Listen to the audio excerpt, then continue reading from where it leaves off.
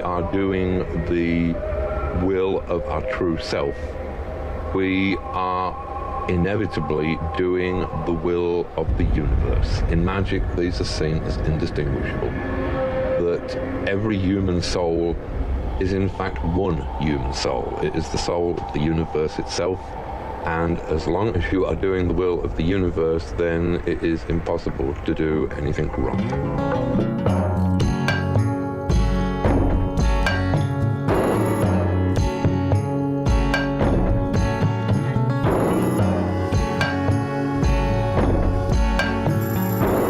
There is this connection between everybody and his total environment.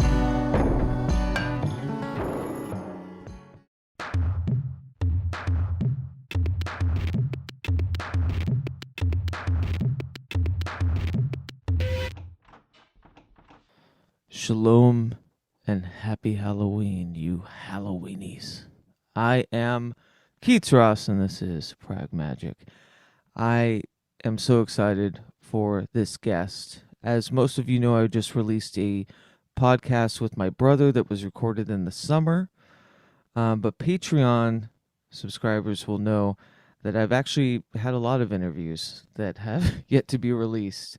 But my next guest, Luxa Strata, was recorded last week, and it was just a phenomenal time.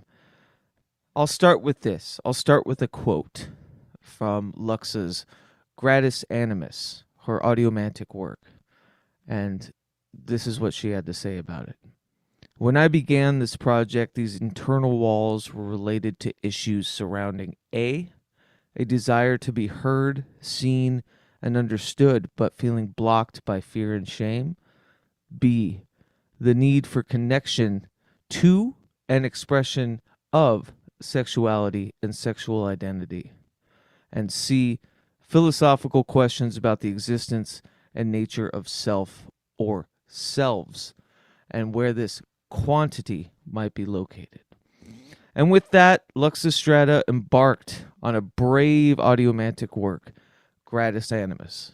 Gratus straddles that liminal space between trauma and elation, existing in sonic reverie as a journalistic testament to understanding both. Since I've been privy to Luxa's wonderful podcast, Lux Occult, she has been a beacon to the anarchic magicks I hold so dear. Whether it's her incredible podcast or her work within the Green Mushroom Project, Luxa has become an invaluable voice to those looking to get strange and stranger still. I can't quantify, in words, the amount of respect I have for her commitment to dive deep with a smirk, to cast a creative wide berth, and to usher a communal space for those of us in the throes of the lurch. It was truly an honor to chat about her Ovamancy, or egg magic as she calls it, her aforementioned sound sigil Gratus Animus, or her seminal collective cast within the Green Mushroom Project. Stay tuned till the end, because we also share some Halloweeny recommendations. And with that, I'm not going to stand on too much ceremony, so slither hither, weirdos and witches. Happy Halloween. Here's my chat with Luxa Strata.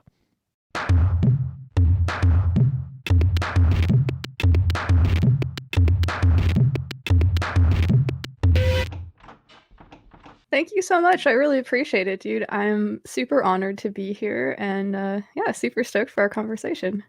I mean, I just like, I initially wanted to do like a Halloweeny episode like I did last year with Douglas. But the fact that you haven't been on the stream yet, or like on, Pragmagick, I was like, that's such a bullshit gimmick. Like, there's so much I want to talk to you But about. Halloween is super fun, so we totally should talk about it a little bit, right? Yeah, like, for sure. Okay. At the end, yeah, if we get to it, for sure. But I just, Okay. I really want to put the focus on all your wonderful projects. And in kind of a linear way, if people know you, they have seen the Instagram, whether you're doing the Green Mushroom Project or this wonderful, what I call Ovamancy, what you call Ovamancy, I think, right? Sure. Egg magic. I mean, yeah. What was that? egg magic, I mean, it Egg doesn't magic. matter. Yeah. Egg Yeah. magic. Ovamancy, I feel like gives it like a strictly maybe divinatory cast, Hmm. whereas egg magic might be more broad because there's a lot of things that you can do with an egg, right? This is sort of a classic magical tool and symbol. So fuck yeah. Yeah, I wanted to talk to you more about that because, as I jokingly say to you all the time, you should start a cafe. Like all these wonderful pictures of this like beautiful routinization of, as something as simple as a meal, and creating it to something as magnanimous as you have. Like, where did that come from? When did you start doing that? Um, well, the Instagram is pretty recent, like when I make these meals for myself, I don't always make this huge fancy display out of it, Okay. right? Like I there's just an imagine intent. that's every meal for you.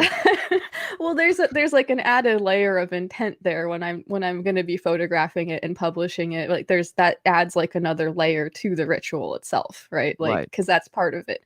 But I think for me, one of the attractions with using, I guess, food in general, not only is it such a thing that's intrinsically linked with our survival and with all kinds of like sensory images of the past, and um, there's just something like for me empowering about taking something that has been a source of like pain in the past. Like I have had issues with food in the past. Like I've struggled when I was younger with eating disorders and stuff, and so taking something that has that kind of like power and subverting it into something that's useful to you is something I'm just really into. That's kind of a theme that comes up in my work and obviously others people's work a lot. So Yeah. I mean, like a big tether to me, and we'll get to your audiomantic project in a bit, but a big tether to me was how you kind of recontextualize the trauma that you've been through, through your praxis. And that's a major thing for me as well. And I didn't know that about you. I didn't know that, you had eating disorders, and this is a way to kind of, you know, work through that.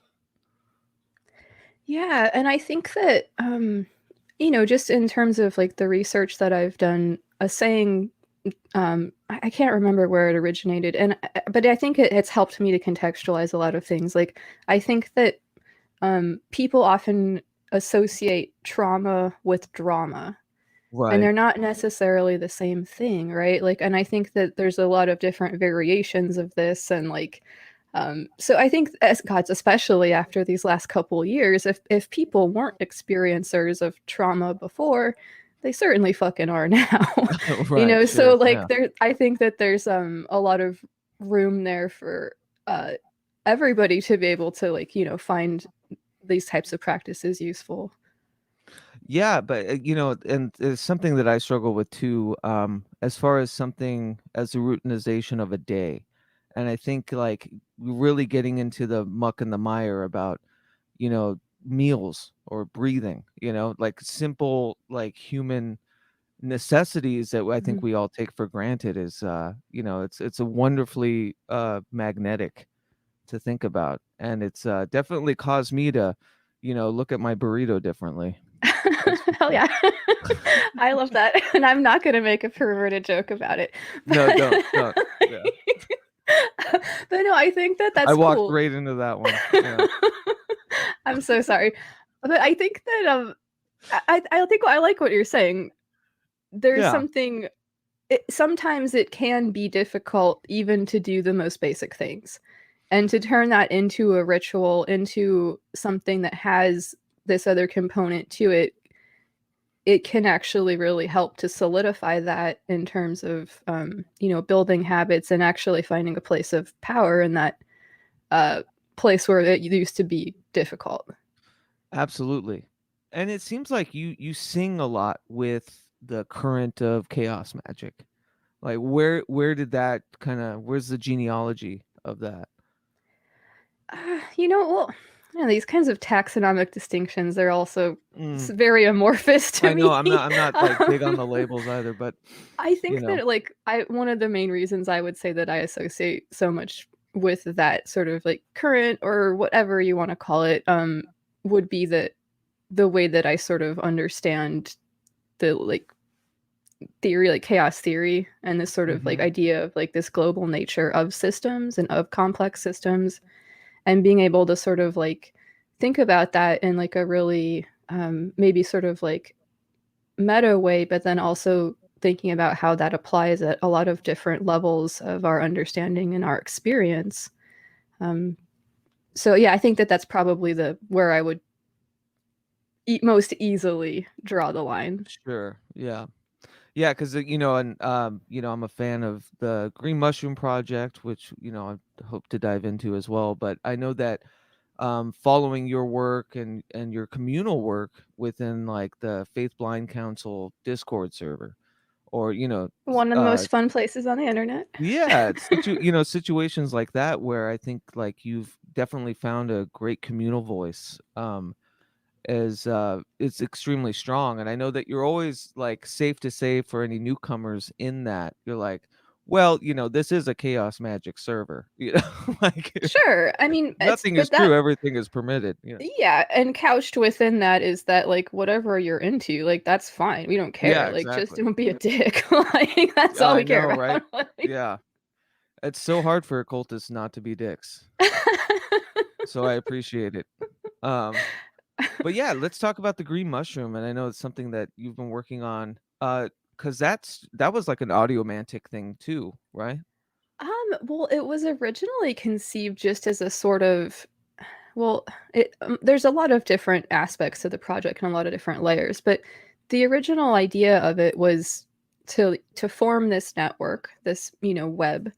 The sigil that we came there that I came up with, or I sometimes say we because I'm not quite sure where I got it, so Sure, that's we fair. is Yeah. fine too. But like the sigil that exist for it is a hypho sigil, which means Mhm. web. It's kind of, there's a lot of inspiration taking from things like the linking sigil and stuff, but this one is designed for different purposes. It is a linking sigil, but it's designed to build this specific current for this.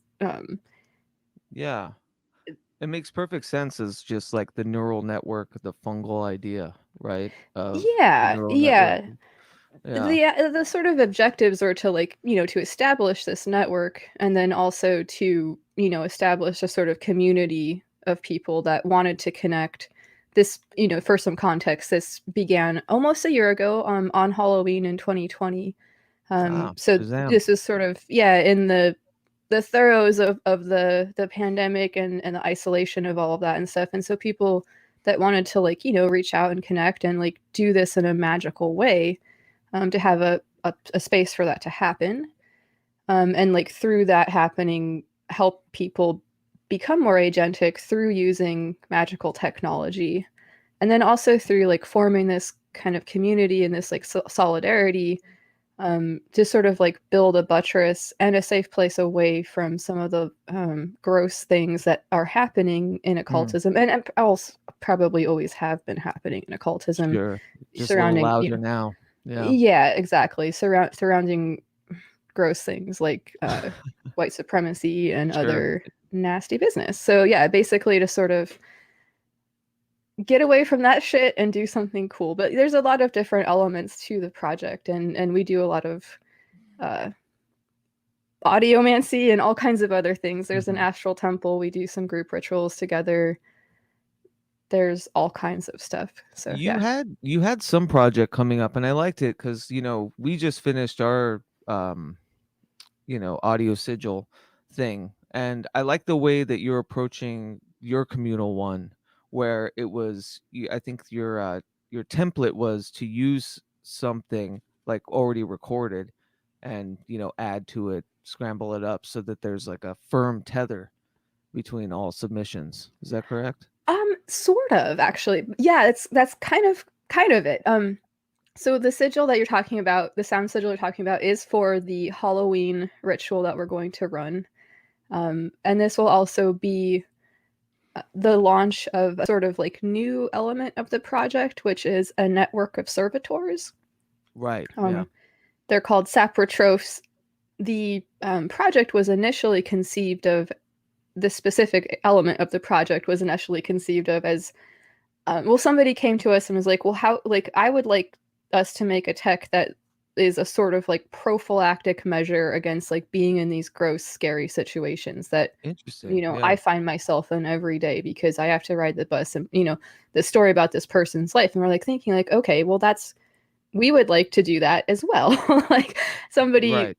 asked like, oh, like a hate condom, right? Or something. And so we're like, I love it it. took some Yeah. time to think about like how this kind of conceptual, like how we could conceptualize this. Obviously, there's a lot of different configurations that this could take, but what we came away with eventually was a sort of magical species.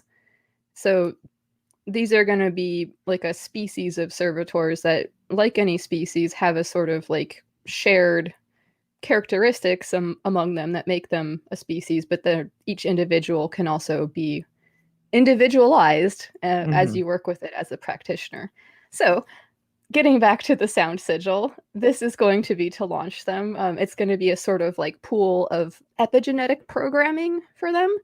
So, I've mixed a track, and I'm asking people to submit statements of intent surrounding, like, again, how the like sort of epigenetic programming of these servitors will work.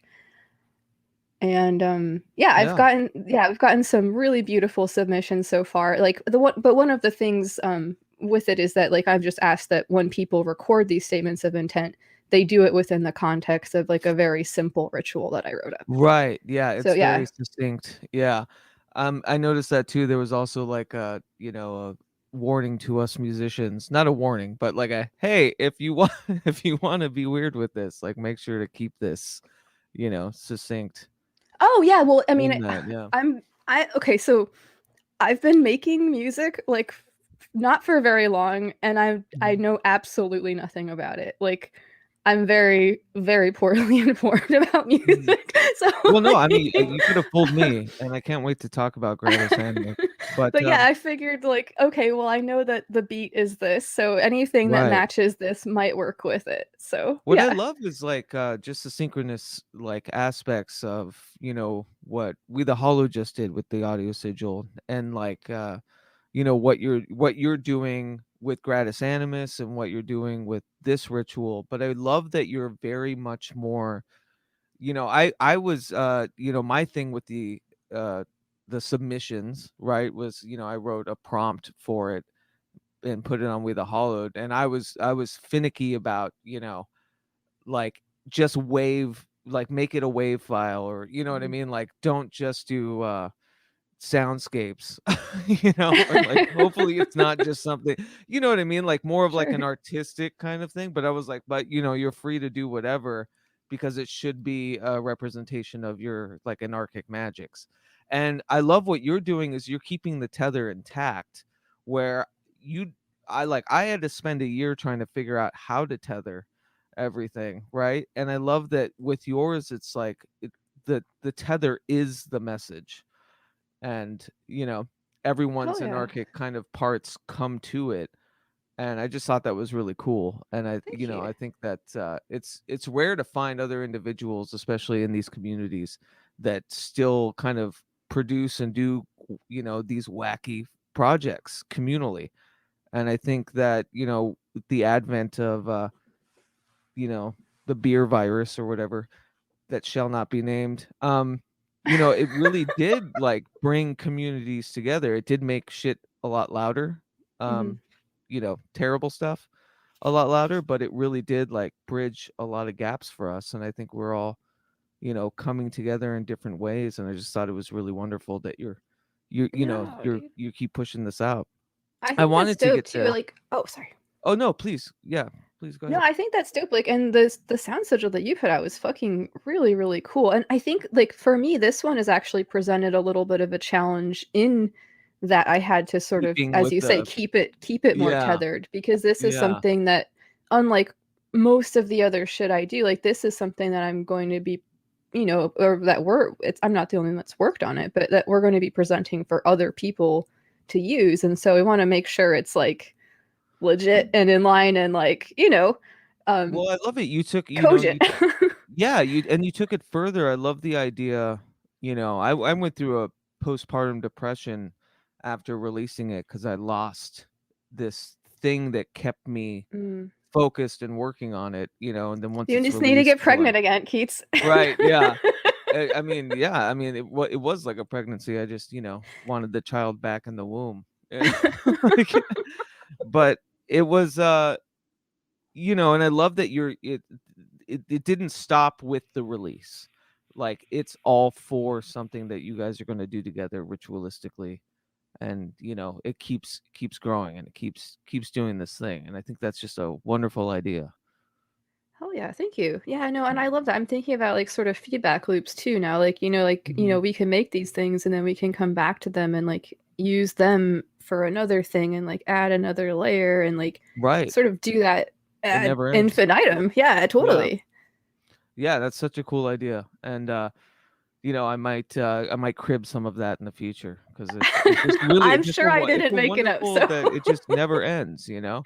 It's funny, I think, coming from you know, an artistic or, you know, music background, right? You release an album and you think it's like, oh, it's everybody else's now. Like, on to the next one. And like, it doesn't need to be like that. Like, I don't understand, you know, this kind of aesthetic of like, once you put something out, that you can't just retool it and fuck it up and do different stuff with it as it keeps growing. And I think that's a really like freeing idea of just art in general. Like, fuck you, just because I released it doesn't mean it's not, you know, finished, or yeah. it'll never be finished, Yeah, you I know. think that contextualization really does come from a sort of commodification of art, right? Like it's Right. out, it's released, now make something new I can sell, right? Like, Yeah, or just like, you know, push on, like, next sure. project, because it's about the process, Sure. I right? mean, But the and that there's some process doesn't need to be over when sure, you and release something. Yeah. yeah, and then there's something to be said for like leaving things rest when they're done too. Sure. I mean, Yeah. I've had problems in the past with completing work because of obsessive nitpicking and things like that. So Yeah. there's a balance there too, for sure. I'm literally you know, polishing my shotgun every time I work on this book I've been working on for fucking ever. Every time I talk to you, I'm like, nope, I gotta edit this, gotta do that. Yeah, it's just, yeah, just this, you know, because it is about the process, and I've realized like that's my real drug of choice is, you know, just getting in depths with the ritualization of creation. Like, I adore that. Like, lock me in a room, leave me alone. Like, tell me to finish something, I probably never will, because I never want to. I just want to keep, you know, sure. adding and subtracting, and just, and like, if you're putting something communal like that together, I think that's super powerful, and I really dig that. Yeah, I don't know. I just felt this like really deep desire, and I think a lot of other people did too, because we were social animals and we still are, Yeah. being uh put in this really unnatural situation in terms of like what we're evolved to do and like in terms of interacting with each other and stuff. Obviously, it was necessary, but it was also like very, very stressful and traumatic, and I think there Yeah. was a lot of feelings of isolation and just like a sort of deep longing for connection, right? And so yeah, Yeah, that's sort of what the heart of it. But yeah, it was a you know, trial by fire for me. I mean, I didn't start like the YouTube thing, or you know what I mean? Like, I'll do Discord really until all of this happened. And you know, the beauty that came from it is, you know, I relish in, but there's also those stinkers, you know. It's like, it's very, you know, it's a mixed bag, but as it should be. But yeah, and I do think this past, you know, I don't know, this past fabric that we're all under, you know, because of that. So Hmm. yeah, I get you. I get you. I do want to talk about Gratus Animus, though, and I really adore this project. I will say, you know, I think that there's a need for people to over-explain, especially in the artistic and magical communities. So when you sent me the essay, I was like, I hope she doesn't, you know, like, there's a feeling of like, I want to just experience it without reading it. But I have to say, like, the essay in tandem with it was a beautiful picture together. Oh, thank you. Yeah, and I I appreciate it. really dug it, and it's I think that, like I said, I think that people can get lost in over explaining, but I have some choice cuts here I'd like to read. Okay. You mentioned, I'm so nervous now. I know, when you said, like, this is beautiful stuff. You said, when I began this project, these internal walls were related to issues surrounding a desire, or yeah, a desire to be heard, seen, and understood, but feeling blocked by fear and shame. B, the need for connection. Two, an expression of sexuality and sexual identity. And C, philosophical questions about the existence and nature of a self or selves, and where this quantity might be located. And I just thought, like, as a prompt, for this It's a lot. beautiful freeing, of like of trauma, of like, what has this process been like for you to release something that is, you know so personal and yet so magnanimous? Um, I think that for me, like, there's still a little bit of a feeling of surrealness about it, like just in Yeah. terms of like having this conversation about this thing that I was really never sure that I would be able to release, even though for whatever reason, like I really felt the need to. And so yeah, I definitely like I was telling you a little bit earlier, it almost feels as though it is something that happened to somebody else, which Right. to I get me that. Yeah. makes me understand that it was effective because that was sort of a little bit of the point, Hmm. of growth. So yeah. Well, yeah, and like, to your point of, what is, like, how does it affect these selves, right? I like that you can now kind of objectively feel like the discordant nature of, maybe the trauma that you were passing through, and it feels like it's somebody else because you've kind of, moved past it, right? Yeah, I think maybe I think that that is a that what you said makes sense. So yes. Mhm. Yeah, because it's a wonderful work of art. Um, it's super intimate, and I really love the, like, just the audio journal and the ritualization aspect of it. And you said that you use them in rituals, like, you were doing other things and kind of listening, and I get that from, my own audiomancy practices. I do that all the time. Like, I'll Yeah. put stuff on and, work different, you know rituals or whatever. Can't find another synonym for it, but, you know like, I love that you're, like, living inside these things, and I call it, like, the hollow earth of these loops, where you're finding, like, the tandem kind of nature, and where it, like, builds different stuff, just kind of re-listening and working through different things. And can you talk a little Yeah. bit about, like, the rituals that, you would, kind of re-experience these soundscapes and Um, journals? sure, yeah. Well, first of all, I just want to make a quick comment about what you're saying about this like idea of like exploring these things. Like there's this idea of like this infinite outer space, right? This Mhm. universe that The continues Ein Sof, forever. yeah. But like I think that that exists within too. Like there's like an Right. infinite inner space and um so you could explore that. And maybe there's not a difference between those things. Who knows? Who cares? Sorry to Yeah. tangent off there. No, But no, I get you, though. I in absolutely terms get that, yeah. in terms of the ritual, like, I mean, how graphic do you want me to get? I mean, these I are mean, it's as graphic as you're comfortable with, like, I was just interested in seeing how, or just, kind of, like, visualizing how you're kind of re-experiencing these audio journals, these, scapes, and, like, what you're using and doing. But if it's, if you're uncomfortable talking about it, that's totally fine. Oh, no, Yeah. no, okay. Yeah, I just a little I just needed a little clarification.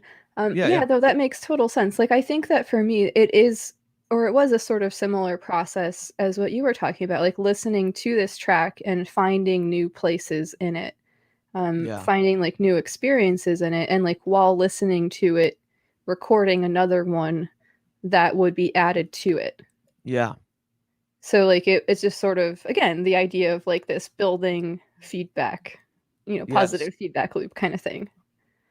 Yeah, absolutely. I mean, to be quite literal, a lot of my audiomancy stuff is tape loops of stuff recorded in a ritual, the day before, and then sitting there meditating with it, adding stuff to it, and on and on and on it goes. So like, yeah, I think I could see that, like, how these, which were like very intimate journals to begin with, right? They were Mhm. like very intimate journals, and then you're listening to them and you're adding them to different things, and different motions and behaviors, and you're like existing within them as a soundtrack, right? Yeah, definitely. Like these Yeah. are, yes, these are very intimate recordings of these like solo sex rituals that I was doing. And I Mhm. actually still continue to do as part of my devotional work in the paradigm that I'm working in. Um, Yeah, uh one of the words, like, that sang to me when listening to it, when you realize singularity, hmm. um that, like in the, gratus animus in the music. I'm pretty sure that's what you said. You're like, this is Yeah, singularity. it's a fucking Yeah. singularity. I Yeah, think and I is was like, exactly what I I say. I totally get what you mean, though, in those, like, those oblivions of, like, perfect, emotion, right? Yeah, And yeah, it's cool to totally. work through that, like, magically. I think that's, you know, I think, Yeah, and yeah, I think it's really brave and honest, and I love the work. Yeah, it's cool. thank you, dude. Yeah, and I think that I connected with like some of what I've heard you say about your audiomantic work, in terms of this idea of kind of like capturing the qualia of a moment, and Right. like just like how do like it can't really be pinned down, but it can be like I don't know. Yeah, and there's the There's weird you can draw a absoluteness mirror of to it it. or something. Yes. Yeah. Yeah, no. Yeah, for sure. It feels like everything and always, but it's like, how do you explain that, you know? Yes. But yeah, My newest sound magic project is actually a short one about zero and infinity, which is a concept that, I mean, me and everybody else is fucking obsessed with. So, sure. yes. Yeah. Yeah, fuck. I don't even know how to get down to that road. Zero and infinity. Yeah. It's funny too. It's like I got a lot of garbled words about everything under the sun, but when you ask me to, describe, or, you know, um, you know, build language around these feelings, I'm just clusterfucked about it. Dude, oh my God, I just finished a book that I really fucking enjoyed called The Master and His Emissary by Ian McGilchrist. You've mentioned that to me before. Yeah. Probably have. I'm a little obsessed Yeah. with it. But yeah, I mean, this could be contextualized in terms of like the experiences of the right versus the left brain, like Sure. the Yeah. things that we experience in the moment, like there is a layer of removal when we go to put them into language, right? Like it's Yeah. just necessarily true, and it's difficult, and it's clunky, right? But it's the best that Oh, we have. So beautifully clunky. Yeah. other than art, right? Art is the universal language, of course. But yes. But yeah, I agree that, yeah, and I do find solace in the beauty of the clunk, you know. Just a trash wordsmith. Yeah, I mean, embrace trash. We just did a ritual about That's trash right. Yeah, yesterday. I was Like, there. we Yeah, love it. yeah. No, that was good. That was Take fun. your trash and turn it into something else. Yeah, I wasn't feeling well that day, and, like, was like, should I join? And I couldn't get my mic to work, so I was just listening to what's his name from Faith Blind talk about boiled mayonnaise, and I was like, oh, Oh, this God. isn't working. Oh god, this isn't I'm working. But sorry then, that like, you had to it hear broke through. that No, when you no, weren't feeling well. in and of itself was like a liminal space, like, where I like, I Yeah, the that was ritual could Yara. move past the Yeah, nausea. that was Yara from Faithfind Council podcast, and we Right. did have a long talk about hot lettuce and boiled mayonnaise. Yeah. And But I'm like I said, I'm yeah. sorry that you had to hear it. No, it was great. And I joined in and we laughed and it was fun. But like the overarching picture of it and like my own kind of liminal praxis on like trying to get through the nausea of the day, and like this was the trial by fire, and it worked, and then it became humorous. And like I find in those moments when we're talking about such like deep shit, whether it's like zero and infinity or you know I don't know, like addiction or trauma, like humor is just it's the gilded range of emotion, right? Yeah, absolutely. I mean, it's one of our most useful inventions, I think. Yeah.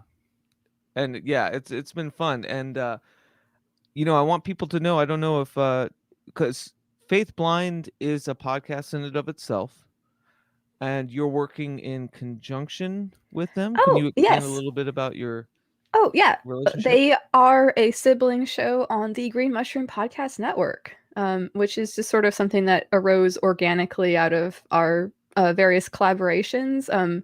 We've got Faith Blind Council podcast, which is a awesome place to get sort of like practical, hands-on info about chaos magic, and then my show Lux Occult, and then my other two shows, Ad Hoc History, which is a fun history show that I do with my brother. That's And you can right. It's actually it's a hear good Derek Hunter podcast. on there. And you can hear Derek Hunter on regular Lexical. And Oh yeah, and we love Derek Hunter. Big shout out, yeah, actually, you should dear cut that friend. out. I said that badly.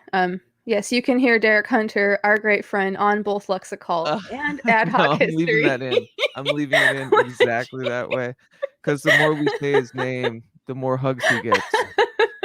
Okay, well, yes, I said it poorly. I'm trying to speak English. I do speak it as a native speaker, but I'm still not very good at it, and I apologize. But yes. It's clunky. Yes. So yeah, the Green Mushroom Podcast Network. It's a awesome collection of shows: Unearthing Paranormalcy, Ad Hoc History, Administrism. Yes, a small thing that grew out of some collaborations, much like We the Hollowed. So, Right. um, No. yeah, Yeah, you guys are just way better at the internet. I don't know about that. I am very, dude. I actually it's been like less than 2 years that I've been even using Instagram and stuff. Like Yeah. I'm still figuring it out in a lot of ways. So Oh, I mean, me too. God, how long have I been doing it? Um, I just have this inertia, with a lot of social media, and I know it's like I love how communal you guys are and like delineating, you know, the sort of like roles and support, and I think that's something to be admired. And you're all doing great work. Like it's definitely hitting a genuine spot in a lot of disparate communities. And I think like the Discord is a perfect reminder of like how wonderful and eclectic everyone is working. And I've met a lot of great people through it, so thank you for that. yeah, no, dude, and I'm so glad that you've been like hanging out with us on there. It's been cool having you in the chats and shit. And I mean, I do like Discord because it really it's basically just like message boards. It focuses on the conversation, not about building this profile and all, right? Like Yes. you can Yeah. just go there and talk to people, which is like hard to find sometimes, right? Like Yeah, like I said, I wasn't kidding when I said trial by fire over the past year when it came to social media and doing stuff, I got doxxed recently, and so shitty. it's funny just like the animosity from anonymous people. Yeah. Well, And a so lot of people have a lot of pain and yeah. hard stuff going on. So they Yeah. decide to be assholes, and that's unfortunate. It's Like, unfortunate. And yeah. I can definitely be an asshole too. And I get it.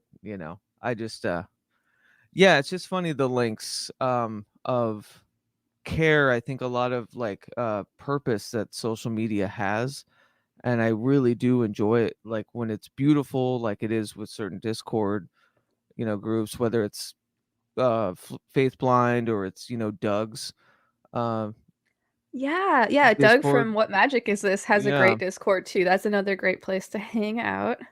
Yeah. And Eric Miller and I, Eric Millar, sorry, he's gonna hate me for saying Miller. Um, I've been talking about doing a We the Hollowed one, and I was just the pressure of modding it and tending it seems a little much for me. Yeah. But Yeah. I get it. I get why it's delineated to, you have people in there to kind of help pick up the load. So Hmm. yeah, it's a beautiful thing. I think, yeah, Discord is definitely one of the better ones for sure. Yeah, Yeah. yeah, and I think Yara in particular has done a lot of work in terms of like building that particular community and stuff. And so, yes, Yeah. shout out to him. He was very, very welcoming to me when I first showed up there, and that's one of the main reasons I stuck around. So, yes. Yeah.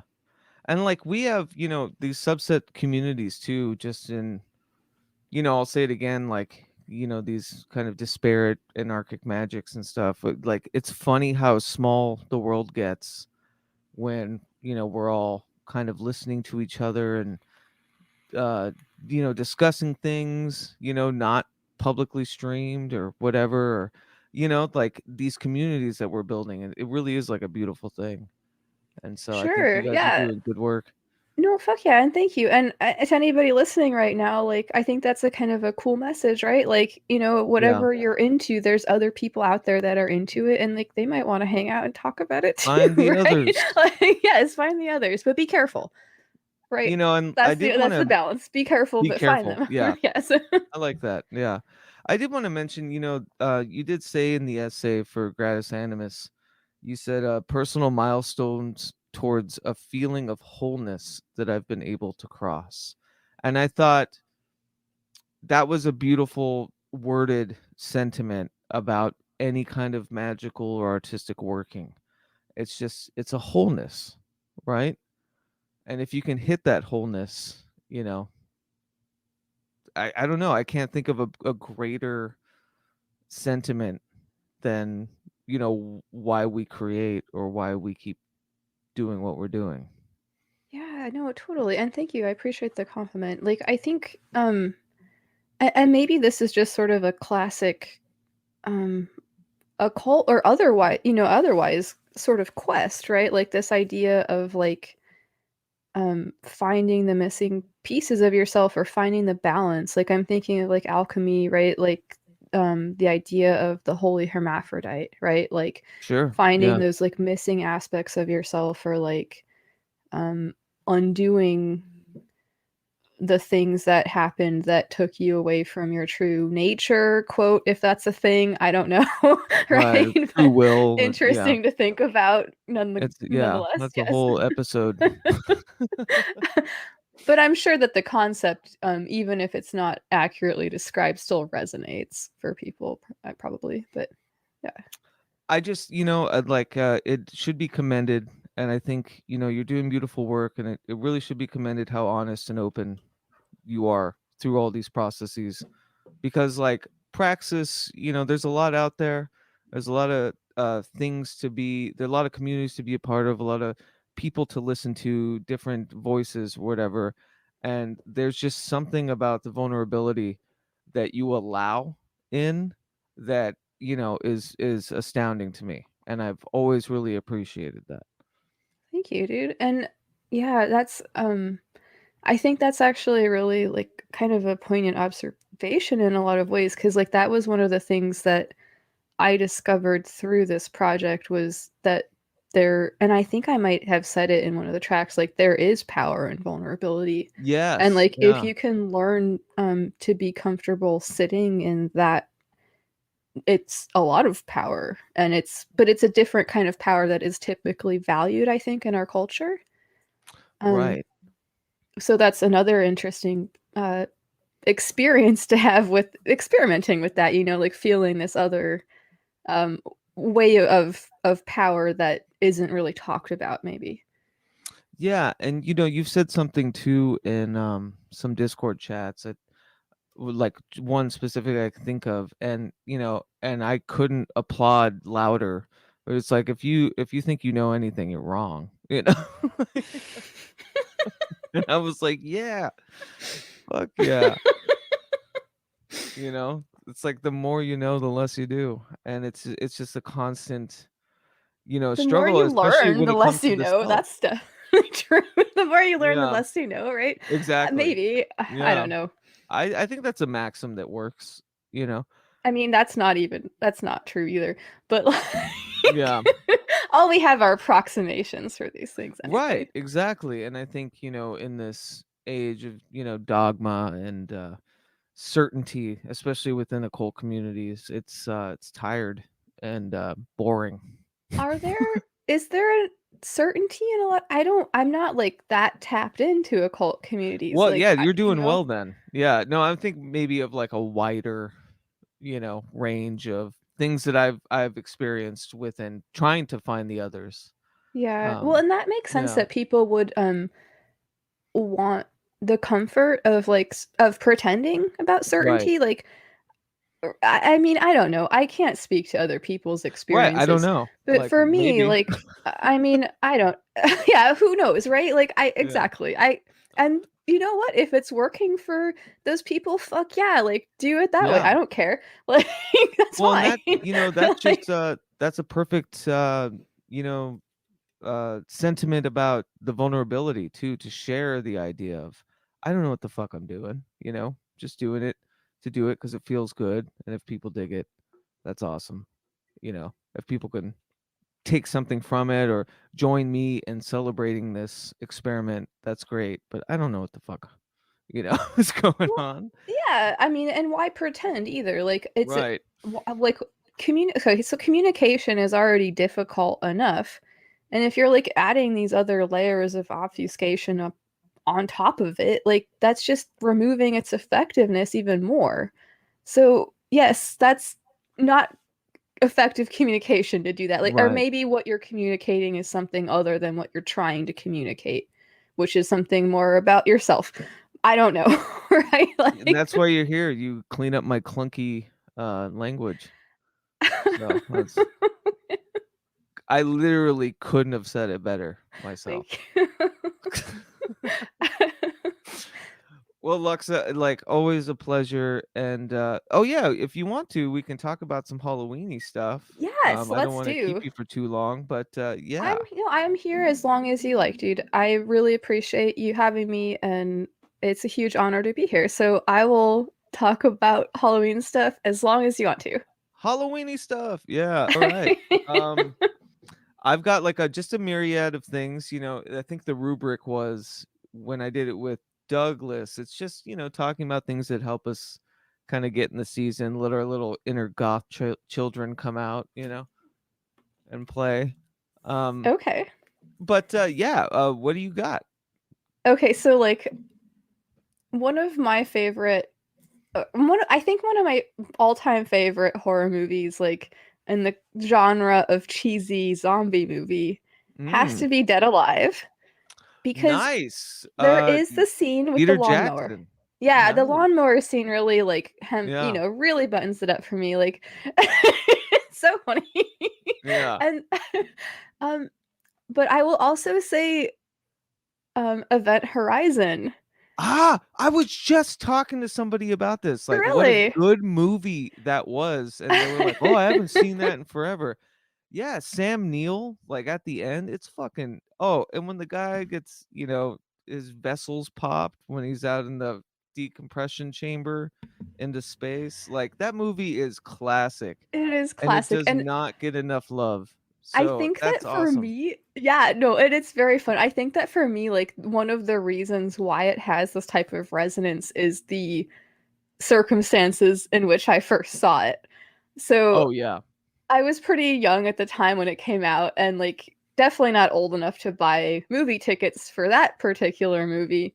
But there was another movie that my friend and I bought tickets to. This was like, I think it was like a matinee on like a Tuesday or something. Like there wasn't anybody in this theater.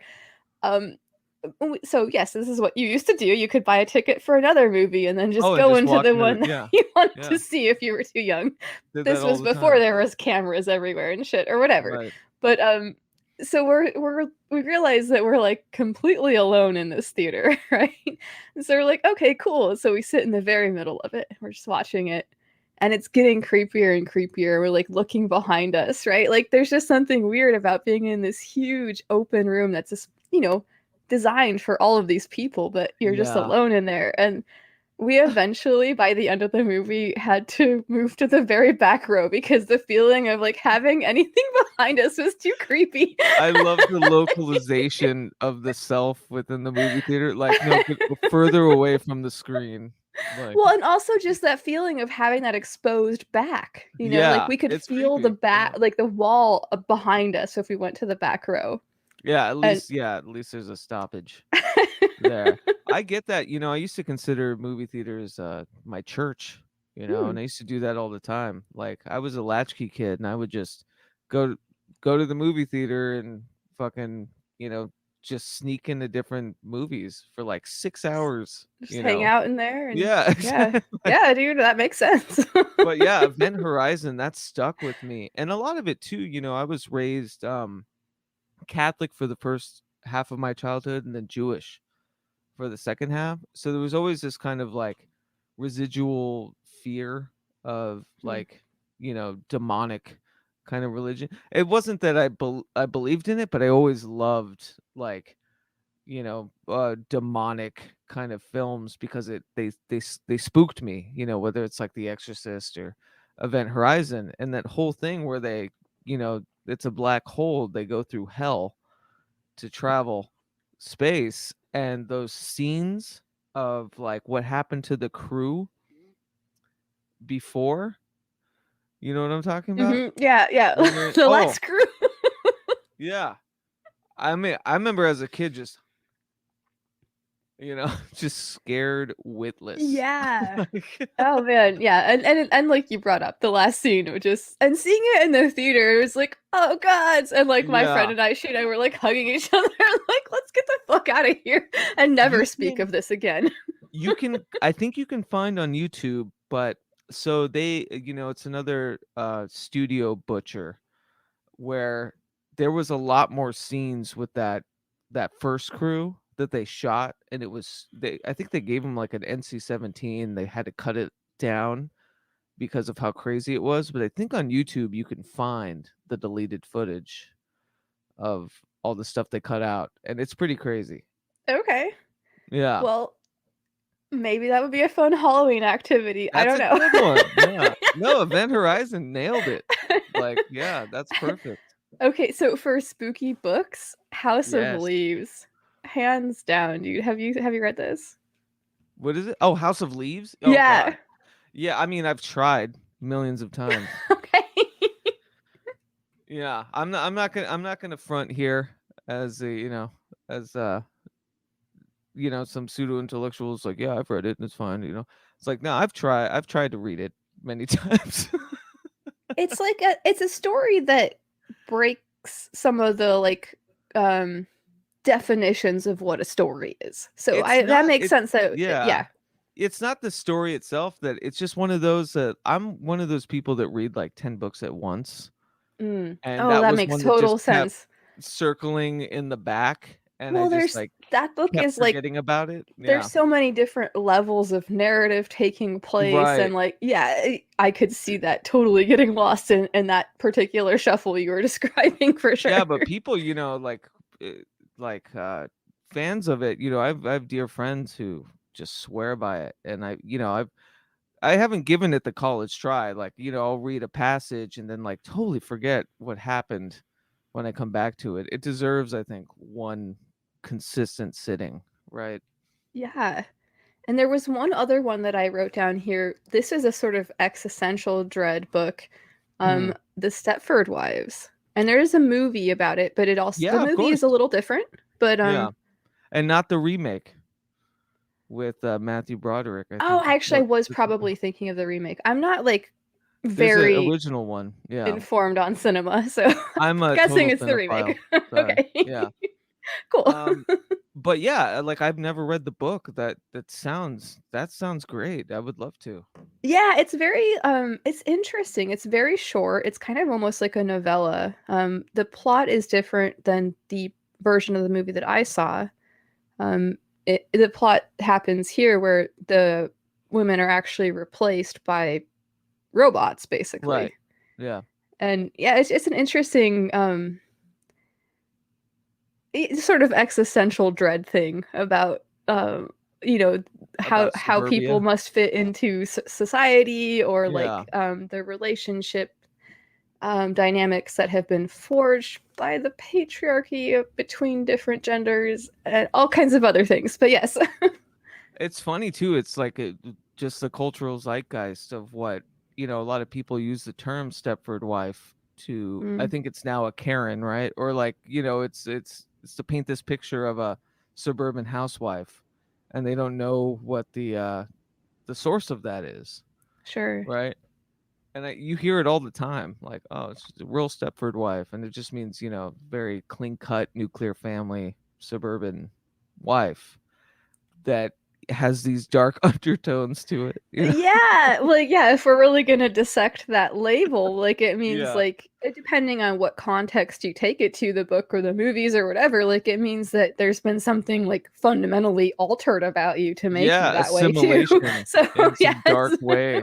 Yeah. yes. Yeah. Oh, that's great. Yeah, I want to read that. I'm going to write that down because like It's very short. It's kind of a fun short read. It's yeah, it's great science fiction. hell yeah. Well, I just had I guess mostly books. I did want to show you though. I think you'll get a kick out of this. So in Portland, I went to this there was an old occult shop that I used to go to. It was, I used to frequent, and they had an art showing, and I met this guy, Andrew Gomez, who did this book, I See Demons, an illustrated goetic goof. Oh, And very in it, fun. it's amazing. So it's all of the Goetia demons illustrated with funny asides in it. Oh, I love it. I've It's often said that I only read the Goetia for the pictures, right. or at Yeah, least the exactly. Ars Goetia. We know it's a whole tradition, but yes. I know. Yeah, yeah. I'm gonna piss off a lot of people by saying this, but but People are it is always going to be angry, funny. Like Keats. there's something inherently funny about just the kind of descriptions of the goetic demons, and I love it because he takes some artistic license, obviously, to illustrate them, but to also like basically translate what the demons do in this really funny way. Like Astaroth, the moody teenager of the goetic lineup that desperately needs to utilize better personal hygiene.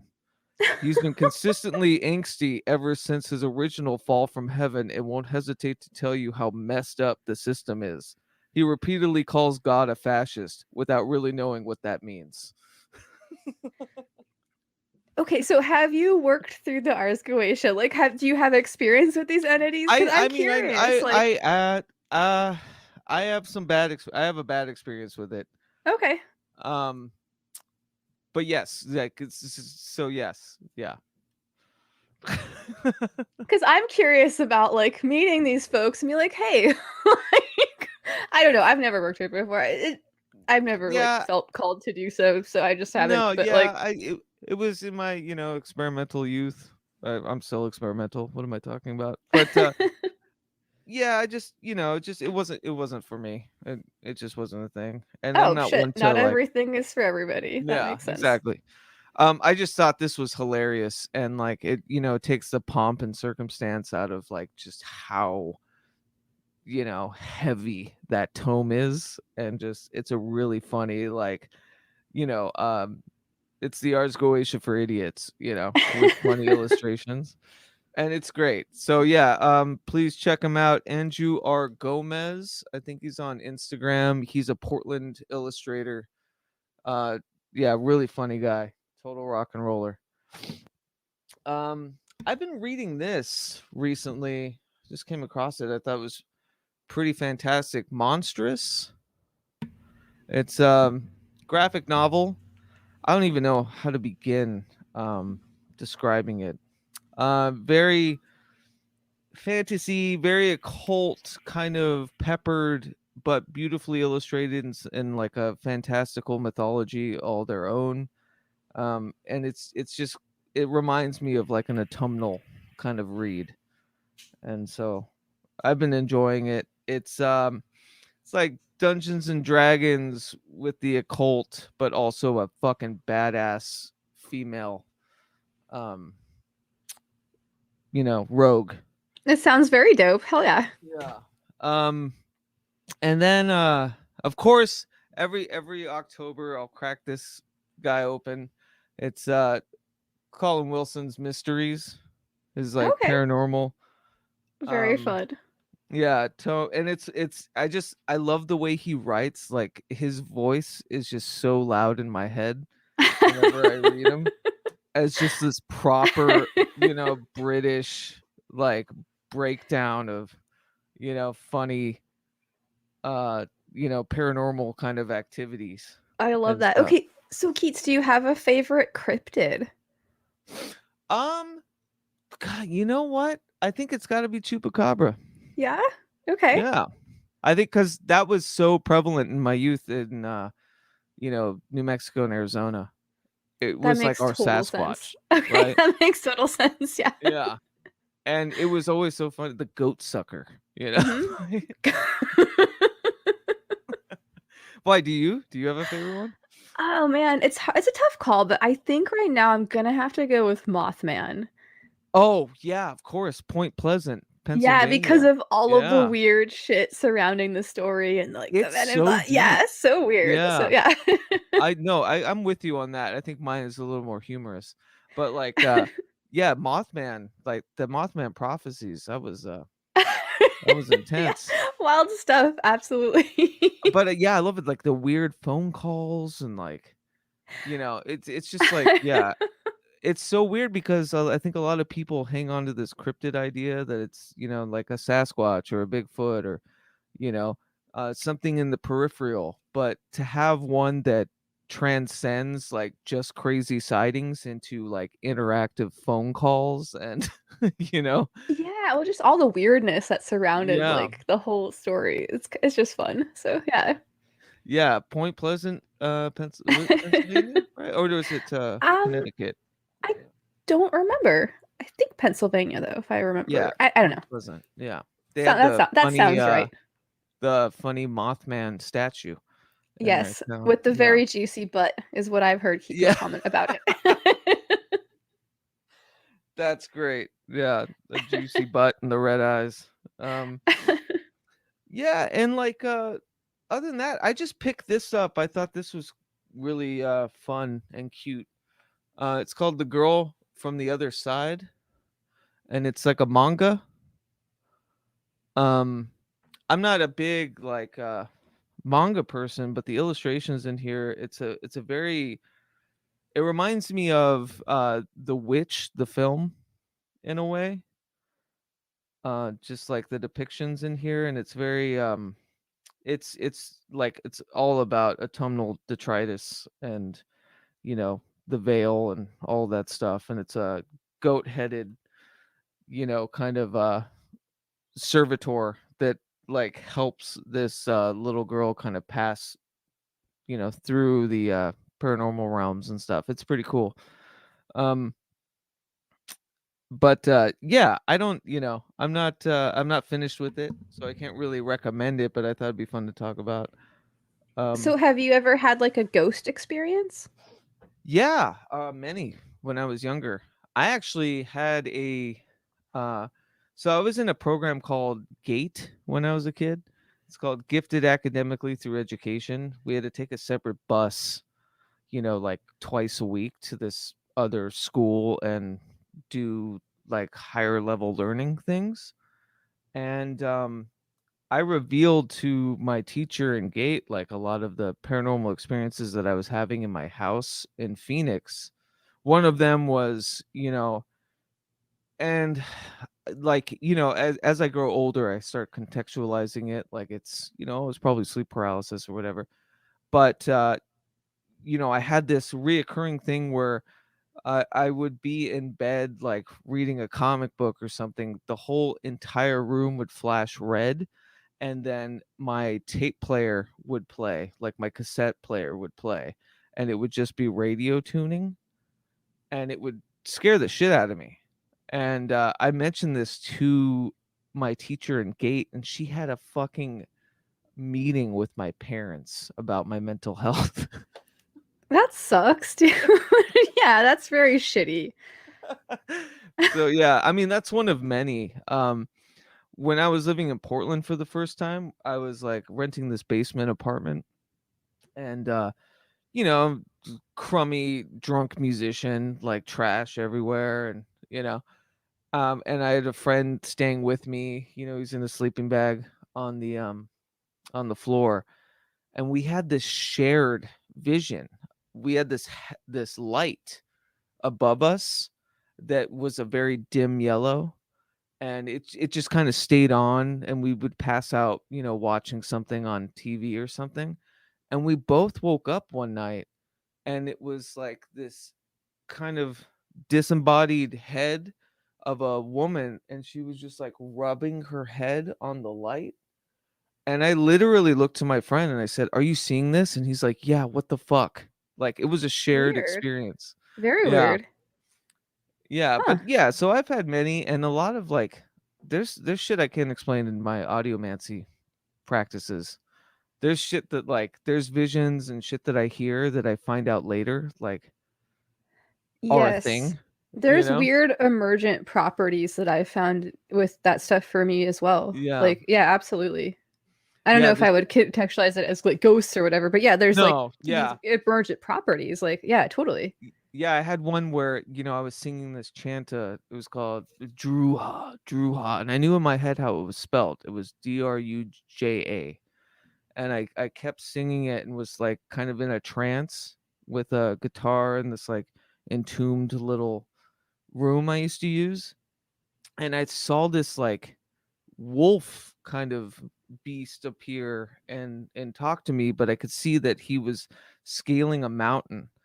And I was like, "Oh, that's a really fantastic, vision. That was cool." And then I'm reading some, book about Zoroastrianism, and find that there are beasts called the Druj, Druj, who look exactly as I saw, but I found that out Oh, later. interesting. Okay. Yeah. So Very there's a cool. lot of like, those properties. Um, but yeah, I just think it's funny that I had to have a teacher meeting about my mental health. Yes. Well, I was thinking like when you were saying that, like that must have been cool to have this gifted and talented place to go to talk to other people who were like Yeah. yeah, and when I talk to people about this, they shake their heads and stuff because like that whole It was concept is in some ways like still sort of like whatever. We it's can talk weird. about Yeah. this And another it was a time, but it yes. was a target on your back too, for sure, you But at know. least it helped you contextualize why your experiences might have been different than the people around you. I remember writing in like second grade, I wrote a paper on Alzheimer's, Like I don't think there's a lot of people that can say that, or like they were Right? thinking Yeah. about the degradation of neurology, you know, over Yeah, time. no, for sure. I So mean, there was a lot of cool parts to it, but yeah, at the same time, I thought, I thought she was interested, and she was kind of milking me for these stories because I wasn't really telling anybody except for my friend who was on the bus, and she overheard it, and would like kept asking me, and like I would tell her all these paranormal experiences I was having, and then yeah, next thing I know, like I'm in trouble, you know. So yeah, I mean, and I guess like maybe from her perspective, it was like you all should just be aware of what's happening with your kid or whatever. Like, she I don't may know, not be right? Like, wrong, who knows? Like it could have just yeah. been projected internalized trauma. Who knows? I've got a But lot of that shit to deal with. no, that makes total sense. Like, but just the idea of like, recognizing that that was a like, because that for me, I didn't grow up in that context where that was like a thing. And so it's like, well, why am I having such a different experience than the people around me? Like, Yeah. is there something like, well, I assume there must be something like super wrong with me that I had to like, hide or else something terrible would probably happen. So there was Yeah. like a lot of energy spent in just trying to like, um, you know, I guess, yeah, hide the fact that my experiences were not similar necessarily to the ones that people around me were having. And so yeah, I Yeah. guess no matter what happens, it fucks you up and you learn from it. That's Right. just Yeah. life. But yes. Yeah, exactly. Everything fucks you up. Everything sucks and it fucks you up, but then you can learn something if you want to. For sure. I think that's a beautiful place to end it. I think Okay. it's that sentiment alone, you know. Everything fucks you up, but you learn from it, you do better, and it still will fuck you up forever. But there's also beauty in that Yeah. that I, whatever. If everything were always the same all the time, things would be very fucking boring. and I absolutely agree. As someone that struggles with a lot of mental disfluencies and my own traumas and all of that shit, like it's the process for me, and a lot of this is the process, and I appreciate it.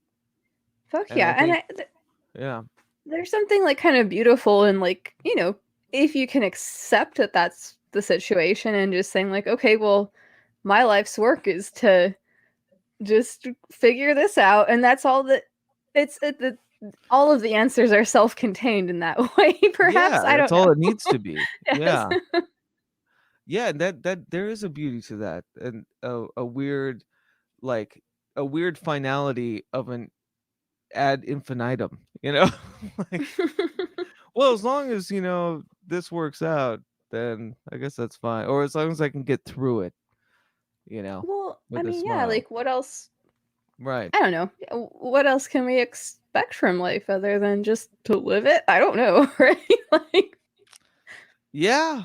I guess whatever way you contextualize that, obviously, there's a lot of fucking nuance there. But like, when it comes down to it, like, I don't know. I mean, it's probably just all about the experience, right? I mean, that's what I say. Like I said, just lock me in a room, tell me to work on something, just never ask for it. Yeah. Never ask me And to that's finish. life, just don't ask for it. I like it. No, dude, Yeah. I think that like contextualizing yourself, I mean, I've heard Aiden Wachter talk about this as somebody who learns. Somebody like that's a great A growth forever mindset student. to embrace, Yeah. right? Like, yeah. Yeah, perennial student, and that goes right back to our, kind of a supreme agnosticism, right? Sure. Like, Well, when you yeah, assume that you have the answer, you stop looking for the answer. You stop looking for the information if you think you've already found it. yeah, and that there seems to be a very dreaded, non-relieving quality to that, to figure it out and then still have 40 years on this planet. Oh, yeah. Oh, Like, oh no, god, then it's just waiting. well, yeah, like that's in some ways like that's solving all or finding the answers to all of your questions is like God, I'm even thinking now this is probably like a silly Western trope, but I have heard that there's like a quote Chinese curse about may you find what you're looking for, Oh yeah, right? I've heard that. Like, Yeah. yeah. I hope you get everything you want. Yes. That's like the scariest Dude, and to hex. be honest, in the past, like I I had gotten that, and that was really when I hit rock bottom, I think. Yeah, Yeah. I'm with you. Yeah, like I've contextualized that a bit too, where it was when I had nothing but time and resources and too many options, and it fucked me up. You know, Or like it. thinking like yeah, it's like this is what I thought I wanted, and like Mhm. realizing that it's nowhere close to being the actual thing that you wanted behind the thing that you got, right? Like, Yeah, yeah. yeah. I mean, that'll put me to sound sleep tonight, and it's remembering that. You know, like keep the struggle. The struggle is life. Yeah, I mean Yeah. that's yes, I think that's definitely true. Yeah, I'm with you though, because yeah, when I think back to my, kind of disillusioned self, it was that I had every resource at the time and nothing was tenable at the same time, where I had no resolve, because it was like endless, and given Yeah. all that much freedom and that time and those resources, drive Yeah, you and insane. for me, it was like I discovered that the things that I thought I wanted were not the things that I wanted. They were hollow shells. They were Yeah, what a complete beautiful fabrications, yes. solution. I mean, not solution. What a beautiful, experience or revelation Yeah, I to mean, it understand that. sucked, but I'm glad I got Right. past it. Like, it did I know. suck. It was like everything that I've worked for is nothing, and it doesn't matter at all. Oh, and that's all. I mean, God's to take it to a little bit more of an existential place. Like, that's always going to be the case. Like, anything that we build is just a sand castle, and that's okay. But like, does it matter to you? Like, that's what's important, right? And I discovered that what I had achieved didn't matter at all to me. Yeah. That makes absolute sense. I think, it's funny, and I think too, in the scheme of everything I wanted to do professionally, I've done, thinking that that was the route, and it never was. And there's a solemn kind of jubilation about, like, well, at least I know I don't want to do that anymore. Sure. Yeah, no, totally. And I think like getting back to what you were talking about earlier about just this sort of like centered focus on the process, right? Like Yeah. it's always going to be a process, it's always going to be changing. So like Yeah. to think that you've arrived at a destination, like you're not going to stop. Like that's just a stop in a larger journey. Amen. Amen. And Luxa Strata, thank you so much. You're a continuing inspiration with all your projects, everything that you're doing, and it was a complete honor to have you on. So thank you. Stu, thank you so much for hanging out and talking with me. I really appreciate you having me on. And yeah, fuck yeah. It's a huge honor to be here. Amen. Preach it. No, I was kidding. I was gonna go like I was gonna cause some issues going gospel with that.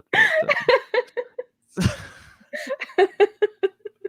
no, this is so much fun. And yeah, we got to do the Halloweeny. We got to talk about everything. I just this is just a sliver, right?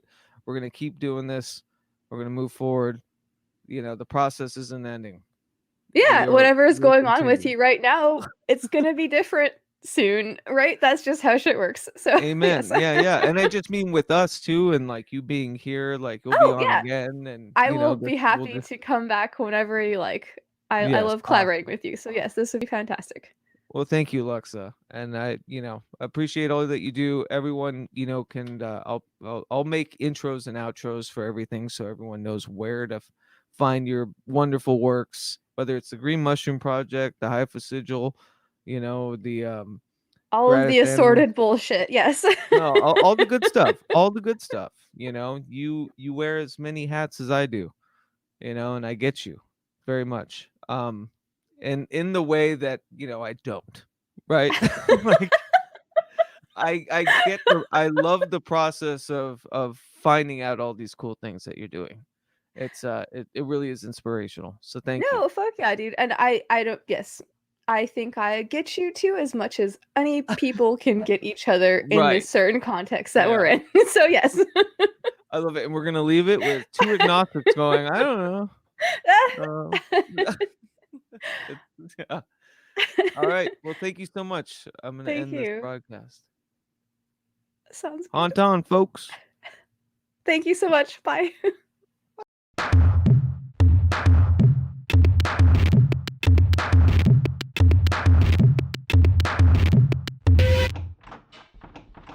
I want to thank Luxa again for sharing her wonderful works with me. I think Gratus Animus is truly a brave and brilliant project, as most of her projects are. But Gratus Animus, to me, especially from the audiomancy world, is it's invaluable. It's a wonderful, wonderful piece of art that connotes the self with an also reaching to the depths of the other. I've got to get ready. I'm playing a show tonight. It's my first one in close to 2 years, and it's my first one in Seattle in almost 10.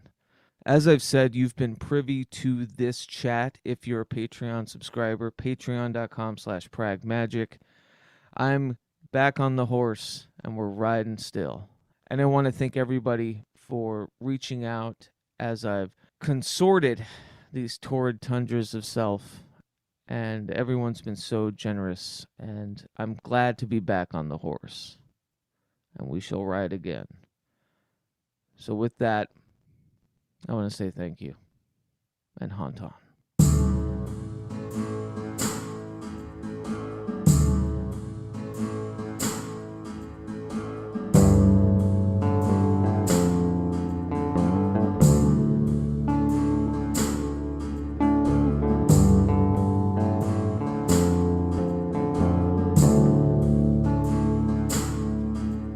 Some can come undone, the face is one, yes we want it. Be wary of the creeping tongue that says that they own it. Shade is made when the gods fade, a secret moment. Contradiction is the face of man.